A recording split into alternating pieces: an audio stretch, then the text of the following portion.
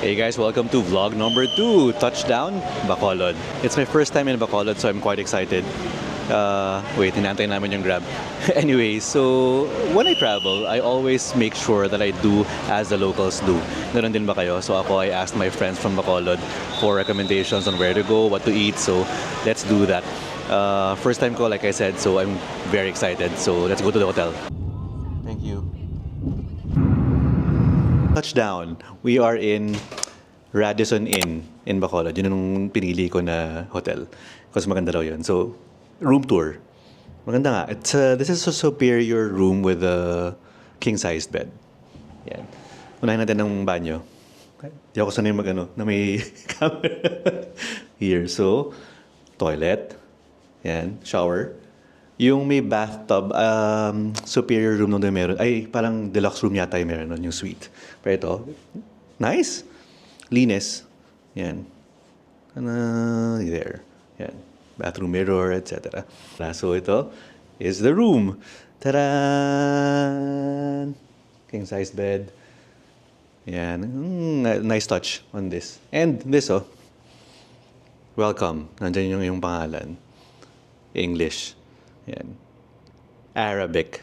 Hindi yan Arabic, ha? Arabic. So, may lesson pa rin tayo. And there's a lounge here. You can sit here. In this area. Come. Like this. There you go. Napakainit ngayon, pero napakalakas ng aircon dito. So, mukhang dito lang tayo mag-stay. We are on the 3rd floor. Unfortunately, without a view. Pero still, okay na rin. There.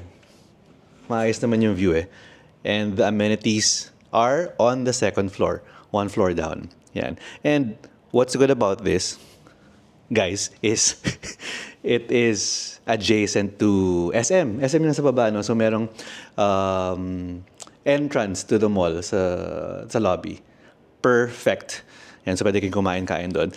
Here's the room. It's about, I would say, 30 square meters, mga ganyan. And ayan, so of course may fridge and may closet for your stuff, pillows, and kung maarte kayo, there's a iron. Oh, and this one, lastly, the full-sized mirror for your OOTDs. Bago kayo umalis. This is my airport fit, by the way, speaking of OOTDs. My Mules, my Nike Mules. This is Muji. And my Pasadya favorite, Marsha shorts. Yan. That's it. Yan ang room natin ngayon. So, let's go out later. Pero in the meantime, we'll just rest first.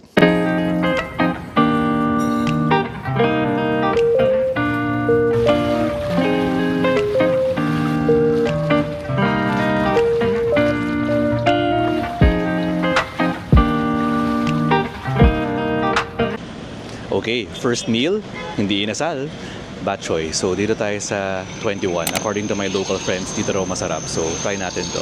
This is along Lacson Street. Let's go! Alright, nasa loob na tayo ng 21. So ngayon, 21 restaurant. So we're here kasi ito yung one of my friends' recommendations. Dito ang best bok choy in town. So 21, we're so excited. We got the special bok choy, of course. Yung special daw ay may liver and may egg versus the regular. Tapos, we were supposed to get the fried chicken kasi according to TikTok ba yan, yun daw yung best seller dito. Kaso ang tagal 30 minutes. So, we just got the boneless fried chicken instead. Literally a few minutes, 1 to 2 minutes after we ordered, it arrived. Ta-da! Ooh. Legit. Umpisahan na natin.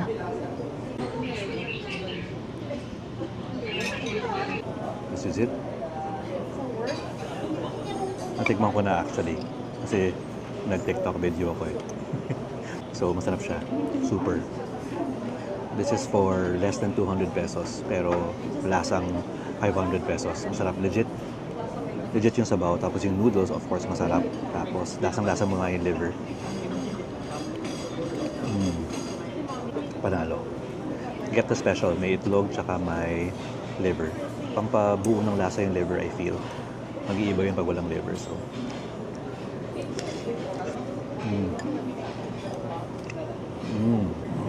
yummy. Medyo nabusog tayo ng malala. So, we're gonna cross the street and go to the next one. Cafe Bob's. Yan, so for coffee. Kakatapos na natin sa 21. Kaya pala siya 21 kasi it's on the 21st Street, corner Lacson Street. Lacson yung parang main road nila eh. Yun, so sobrang sulit.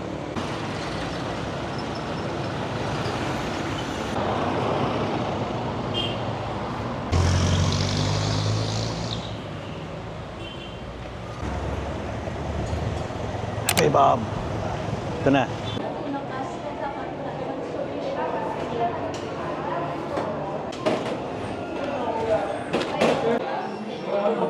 Since this is a local guide, diba? Luckily, I met a local and his friend. So, shout out to you, Rex and Alona, if you want to see them nasa TikTok ko. Anyway, so I asked them for their recommendations sa Cafe Bob. Ang sabi nila is this. Chicken turnover and latte. Yeah. Pero ako, I didn't get the latte. I got the sea salt latte. Nadika. And long black for Nimi. Yeah. Looks good. Let's go. Tikman natin.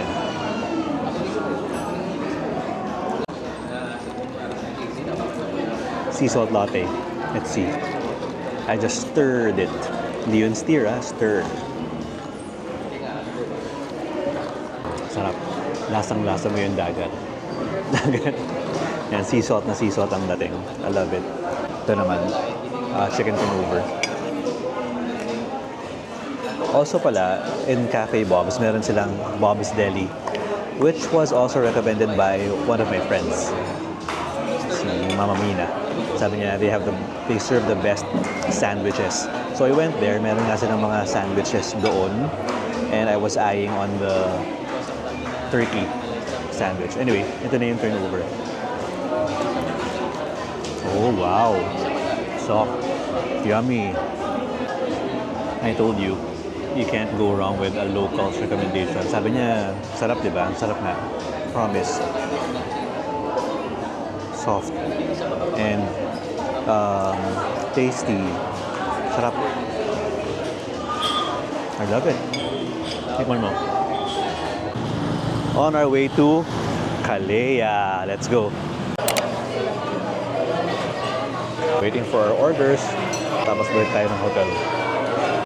And we're back in the hotel room. Yan. So, now it's time to taste test yung Kalea. Pinagmamayabang nitong Kalea. Wala tong bukang bibig kundi Kalea. Yeah. Yan. So, we got the mud pie. Sikat to.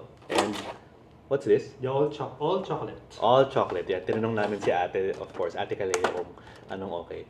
And this is the mud pie. This is an ice cream cake, basically, right? So, natikman mo na ba ito before? Yes, natikman ko na yan. So, okay. Ito ako na lang yung blind taste test first time. It's an ice cream cake. Tapos may mga almonds siya. And parang, Super. parang may parang may, ano ba ito, Oreo? Or parang cookie, no? Topping. Let's see. It's good. Pero I was afraid this time would come. I was afraid na kasi po pag ice cream cake, pare-pareho naman lasa ng ice cream. Kasi chocolate, pare-pareho naman lasa nun, di ba? Ng ice cream. Pero ito, pakaiba naman siya. May local flavor to it, no? Parang cocoa, na parang local na gano'n. Cacao. Imagine niyo may chocolate ice cream, may almond for the crunch, tapos may parang bits of cookie, parang Oreo, so may crunch din doon. Tapos sa baba, parang meron siyang pie na chocolate. So when you bite into it, it mixes, may iba-iba yung texture, tapos yung flavor, kasi 'di ba, yung almond medyo sweet na hindi naman chocolate yung dating, parang nutty yung dating. Yeah. I love it. So we went to Cafe Bob's for the coffee and then Kalea for the cake. Good combination. Ayan, local guide nito straight from the locals to. So when in Bacolod, Kalea cake. Don't miss it. Yeah. Ayan na. Inasal from Chicken House. Ooh. And molo. Yum. Patingin nga ng isang molo dyan. Yummy! Usok-usok pa. Ayan, this is it. The moment of truth. Tayo ay mag-iinasal na. Pero ang quiet dito kasi kami lang yung tao. My local friends recommended Chicken House. Tandaan mo yun, Chicken House for the inasal experience. Ito na yun. Charan! I'm so excited. I just can't hide it. And we ordered also molo. Favorite namin to eh. Molo. Ano nga ba to? Parang, di ba, dumpling sa Chinese. Yeah. So this is it. Tikman natin. Yun.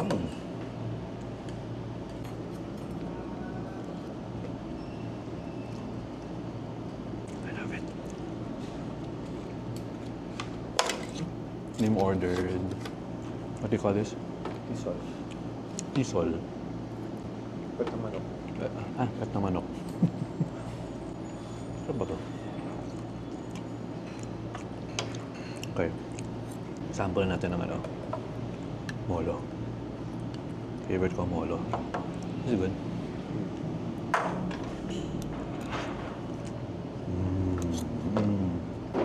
Lasang authentic. I wish I could share this with you, pero sobrang lasang authentic. Ang galing.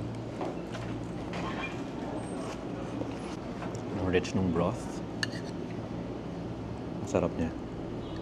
Very quiet kami dito. So good. Chicken House. You should go. Okay siya.